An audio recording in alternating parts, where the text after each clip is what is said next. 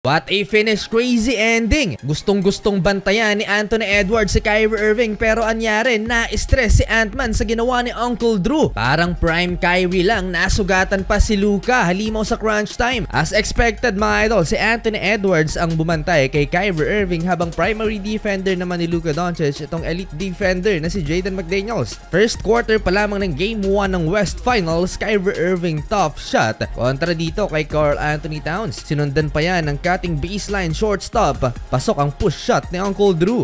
Para sa Timberwolves, hindi na paghandaan ng Dallas Mavericks itong si Jaden McDaniels. No close-out defense kay Luka Doncic kaya naman pinagbayad siya ng 3 3-pointers. Siya lang naman ang X-factor for Timberwolves kontra Nuggets sa Game 6 and 7 kaya nakuha nila ang panalo. Kyrie Irving, anyari sa depensa ni Anthony Edwards, pinaglaruan lang ni Uncle Drew, hindi niya masabayan ang bilis at ang pagiging crafty ng one-time NBA champion. Well, umabot ng 9 points ang biggest lead ng Minnesota Timberwolves sa Dallas Mavericks pero dahil sa pag-takeover ni Kyrie Irving first quarter, nabura yan at nag-showtime lang si Kyrie sa depensa ng Timberwolves. Napakadaming baon na galaw nitong si Kyrie Irving. Eto mga idol, now you see me, now you don't. Iwan ang 6th man of the year na si Naz Reid. May kasama pang foul sa play na to. Lamang na ang Dallas 22-21. Last 2 minutes, ayaw pang bantayan ni Luka Doncic. Itong si Kyle Anderson, hinahayaang tumira mga idol. Nagtala tuloy yan ng 7 straight points. Tingnan nyo naman to mga idol, ang space na binibigay ni Luka Doncic kay Slow-Mo.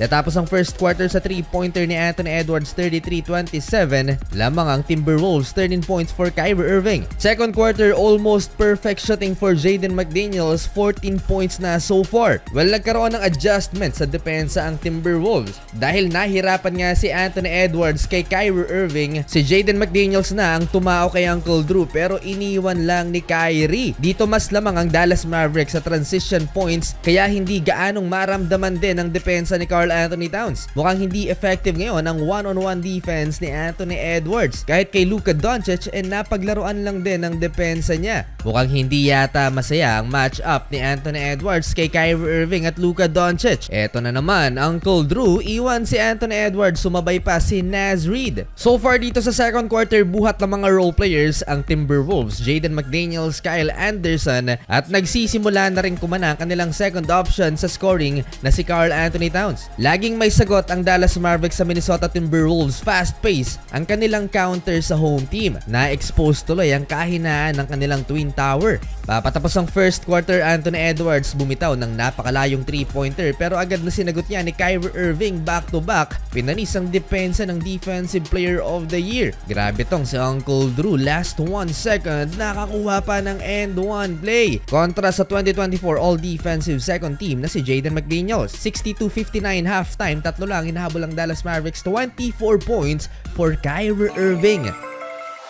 Second quarter, back-to-back alley-oop dunk for Daniel Gafford mula sa assist ni Kyrie Irving at Luka Doncic. Fast break, napakagandang ball movement ng Dallas Mavericks. Nauwi yan sa two-handed slam dunk na Derrick Jones Jr. Lamang na ang visiting team. 67-66, sumagot ng putback dunk itong si Karl Anthony Towns. Sisimula na ang Timberwolves na itrap si Kyrie Irving para hindi na makapag-drive. So far, dikit pa rin ang laban. Kahit pa 3 3-pointers pa lamang ang naitatala ng Dallas Mavericks, 3 out of 19. Eto, nakakita na naman si Kyrie ng butas sa depensa ng Timberwolves, 2-point bank shot. Nagsisimula na namang mag-complain sa official itong si Luka Doncic. Naz Reid off the bench, napakagandang pasa na sana ni Luka pero nasupalpal pa ni Naz. After ng defensive possession na yan, corner pocket 3-pointer naman for 6th man of the year. In fairness dito kay Rudy Gobert sa second half, naramdaman ang kanyang depensa sa paint at siya pang may highest efficiency for Timberwolves, 83-82 heading into fourth quarter, lamang ng isa ang home team. Fourth quarter without Anthony Edwards and Karl Anthony Towns, buhat na buhat ng mga role players ang home team, Jaden McDaniels and Naz Reid 3-pointer. Nagsisimula na ring uminit mga idol si Luka Doncic, laging naka-drop coverage itong si Rudy Gobert. Back-to-back mid-range jumper tuloy ang ginawa ni Luka. 7-0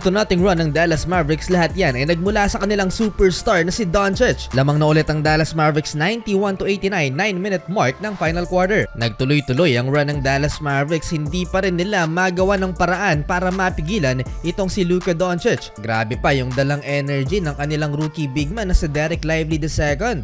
Anthony Edwards finally nakapagtala na rin ng puntos dito sa second half, kanyang first field goal 3-pointer. Under 7-minute mark, nasugatan pa si Luka Doncic. Masyadong nagre-rely sa 3-point shooting itong Minnesota Timberwolves. Anthony Edwards hindi gaanong umaatake. Halfway pick and roll play ng Twin Tower ng home team. Slam dunk ni Rudy Gobert at bumitaw ng napakalayong 3-pointer si Kat.